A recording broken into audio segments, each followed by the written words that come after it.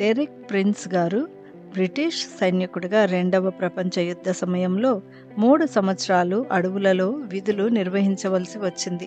అడవిలో ఉన్న వాతావరణం బట్టి దాదాపు సంవత్సరం పాటు వివిధ రకాల మిలిటరీ హాస్పిటల్స్‌లో చికిత్స పొందినా తగ్గనటువంటి గజ్జి, దురదతో బాధపడ్డారు. అప్పటికే రక్షణ పొందుకున్న యవనస్తుడుగా ఉన్నప్పటికినీ బైబిల్ జ్ఞానం కానీ, క్రీస్తుతో సరైన సంబంధం లేనివాడుగా ఉన్నాడు.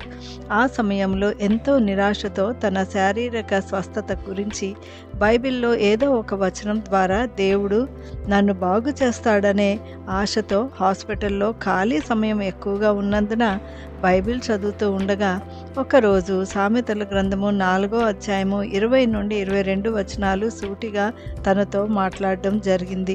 నా కుమారుడా, నా మాటలను ఆలకింపుము, నా వాక్యములకు నీ చెవియొగ్గుము, నీ కన్నుల ఎదుట నుండి వాటిని తొలగిపోనీయకుము, నీ హృదయమందు వాటిని భద్రం చేసుకొనుము.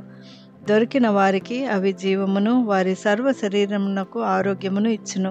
ఈ వచనాలు తన హృదయాన్ని స్పందింపచేశాయి.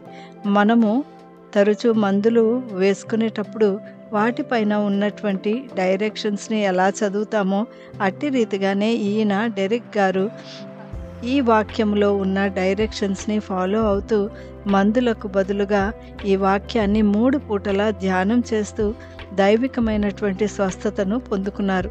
అందుకని ఆయన వాక్యానికి గాడ్స్ మెడిసిన్ బాటిల్ అనే పేరుని పెట్టారు. ఇదే వాక్యాన్ని విన్న మరొక పాకిస్తానీ విశ్వాసి వాక్యం ద్వారా తను కూడా స్వస్థత పొందుకున్నాడు. కనుక మనం కూడా జీవం కలిగిన వాక్యపు విలువను గుర్తించి, విశ్వసించి, బలపడుతూ ఇతరులను బలపరచుదాం. ఆమేన్.